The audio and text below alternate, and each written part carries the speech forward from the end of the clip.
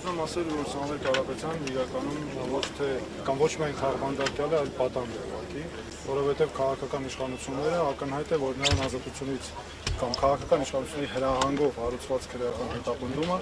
ակնհայտորեն ազատություն զրկելը նպատակ ունի հետ պահել նրան իր գործունեությունից եւ սա կարծում եմ վաղուց ծրագրված քայլ էր եւ ուղղորդված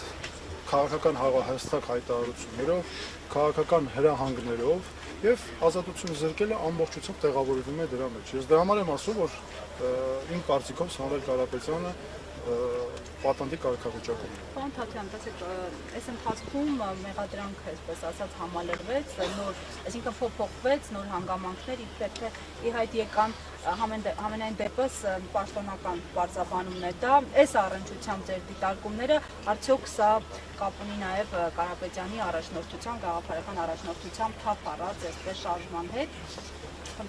Գիտեք, այստեղ իրավաբանություն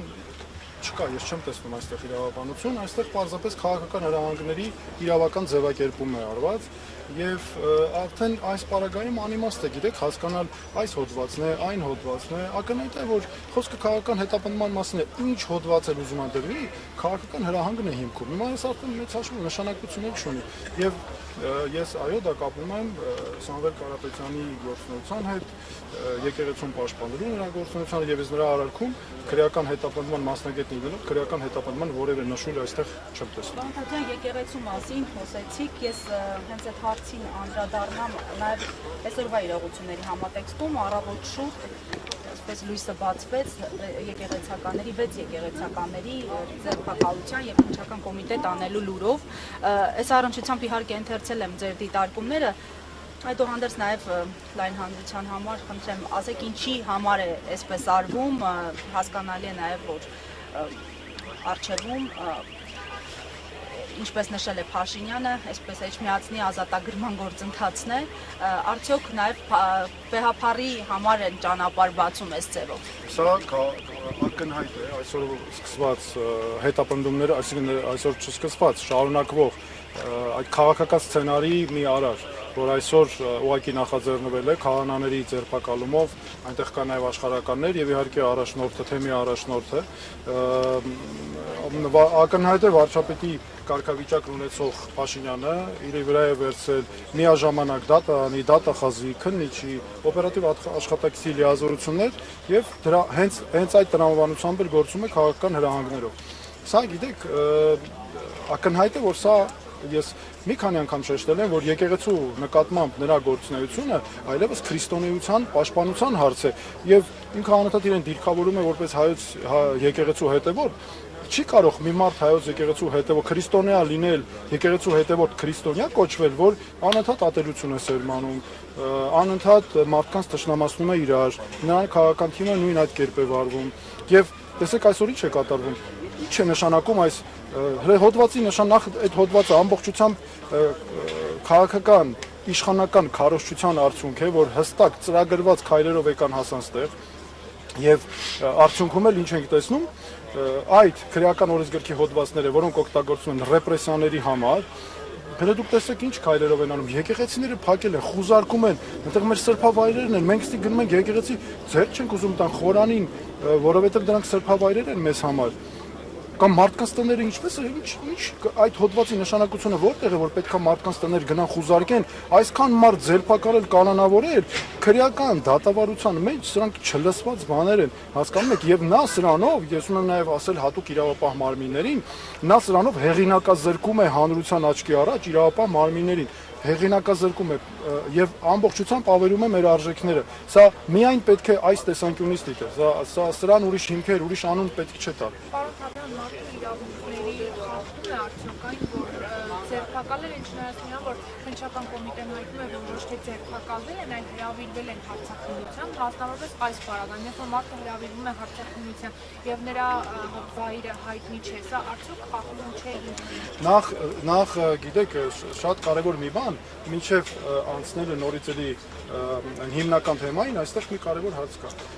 Ազատությունը զրկելու հստակ մեխանիզմ կա։ Միջազգային չափանիշներով մշակված մեխանիզմ է, ինչա նշանակում ազատություն զրկել։ Ինչ ուզում եք կանոնը դրեք, գրեք հրավեր, ծանուցում, կանչել, բերել, բռնի տանել, այս ամբողջը, այս ամենը ազատությունից զրկել է եւ այն որ փաստաբանը այսօր ասում է ես պարոն Զորաբյանի հարցազրույցը լսել եմ ասում է տեղը չենք ինչ որտեղ են այդ մարդիկ դու պատկերացրու սա ինչ է սրանից ավել ռեպրեսիա քաղաքական այն էլ հրահանգով իրականացվող եւ շատ կարեւոր է մենք հասկանանք աղբյուրը արմատը որտեղից է գալիս տեսեք ինչ է տեղի ունենում կառավարության ղեկավարի մակարդակով այսինքն ամենաբարձր մակարդակով արվում է քաղաքական հայտարարություն որոնք պարունակում են քաղաքական հրահանգներ իրենց մեջ թաքնված էլ չի անգամ բացահայտ դրանից հետո հաջորդում են պատգամավորների քաղաքական հայտարարություններ, ուղղորդումներ դրան։ Հետո տեղի ունեն միանգամից իրավապահմանների գործողություններ, բայց որ առավել հատկանշական է, հրտեսեք ամեն անգամ այս գործողությունները շատ սիրուն համընկնում են ադրբեջանական իշխանությունների հոգևոր առաջնորդից եկող հայտարարությանը։ Ընդամենը մի քանի օր առաջ ադրբեջանական հոգևոր առաջնորդը նորից գնացել էր միջազգային այս անգամ հանրության մոտ Էլի բողոքում էր հայոց առաքելական եկեղեցու դեմ, հայոց առաքելական եկեղեցին պատերազմի քարոզիչ է, ռևանշիստ է, հələ բայց խաղաղության, բայց հələ ժողովուրդ ջան, դուք նայեք իրենց բառերը, մեկին մեկ համընկնում են, հələ մի հատ վերցեք տեսեք, ինչքան էլ ուզում է հերքեն ասեն, չէ, փաստերը խոսում են բոլորովին այլ բանի մասին եւ այստեղ շատ կարեւոր է մտադրությունների բացահայտումները դրա համար եմ ասում որ սա ծրագրված հստակ միասնական քաղաքականություն է ցավոք սրտի դրան մաս են դարձնում իրավապահ համակարգը ես դրա համար ու դատական համակարգը նրանց բոլորին ասում եմ որ սա նաեւ քայլ է հեղինակազրկելու իրավապահ մարմիններին ու դատարանին եւ այո սրանք հենց այդ հետապնդումներն են բայց Մարինե Ֆարմանյանը փաստաբան ասաց որ երկու հոգեվորականի եւս ձերբակալել են տնից բերման են ենթարկել սակայն տեղ չեն հասվել իսկ թեմի առաջնորդը ուղղակի անհետացել է այս մեջ Լոր ջան այստեղ ընդհանրապես խոսք չկա ասելու իրավական գնահատականներ չկա ասելու ախր սա այնքան ակնհայտ է այս հոդվածը ծիծաղելի քրեական դատավարության գիտության մեջ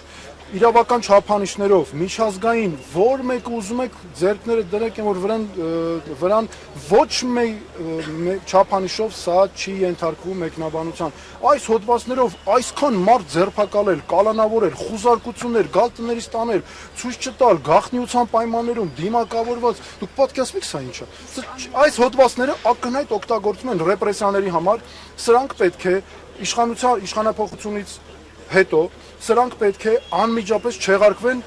այնպես արվեն, որպեսզի այս հոդվածները ինչ էլ որ լինի իրական ծառայի նպատակին սրանք դարձել են իշխանության քաղաքական հենարանը ապահովող հոդվածներ քրեական համակարգով ռեպրեսիաների համար Պարփաթոյան տեղյակ եք, որ Դանիել Հովհաննիսյանի հաղորդում ներկայացրել Տեր Արամի Պետրոսին տված հարցազրույցի հիման վրա Տեղյակ եմ, տեսել եմ փաստաբանի հայտարարությունները, դե ինչ ասեմ, հիմա էլի իրավապաշտպան է պետք, որպեսզի իրավապաշտպանից պաշտպանենք մեր քաղաքացիների իրավունքներին։ Հիմա ինչքան էլ ուզում եմ մարդը արդարանա, ասի ես չեմ նպատակ չեմ ունեցել։ Փաստ է որ ակնհայտ է որ փոխանցում է կարծեք թե եղել, այս հետապնդում կարծեք թե որ հենց այդպես էլ կա։ Եվ ավելին ասեմ ձեզ, հələ տեսեք ինչ այսպես խելացի ճակերտներում ասած քայլ է իրենց տեսանկյունից, ոչ թե իրենք են անձամբ նախաձեռնել պետությունը, այլ քաղաքացիական հասարակության այսպես անկախ հայո հնկը է դիմել Ինչ ա եղել, բա հկնել դիմել է, բա ոնց չանենք, բա պետքա քրեական հետապնդում, բա անօրինականությունը ոնց թողենք մնա։ Հələ դու տեսեք, ինչ հստակ կապվում է, սա այս շղթան շատ պետք է հստակ հասկանալ։ Եվ ես կարծում եմ առաջնահերթ նշանակությունը այստեղ ինքնուրույն քաղաքացիական հասարակության ձևավորում է, որ թույլ չտանք նման բաներ։ Եվ չէ, մեկ հարցադրում ես ունեմ Հայաստանի վարկանիշի տեսանկյունից, որպես նաև իրավապաշտպան, մարդու իրավունքների նախկին պաշտպան, ինչպես է գնահատում է իրողությունները։ Սա այս ամենը Հայաստանի միջազգային վարկանիշին, սա ասում եմ որպես Հայաստանի քաղաքացի, որպես ցանկացած դերակատարումով որ վերցնել, սա պարզ մարդկային հստակ բնորոշում է։ Սա Հայաստանի կամ իրավիճակ է, Հայաստանի միջազգային իմիջը լրջորեն վնասող հարց է սա։ Հələ դուք տեսեք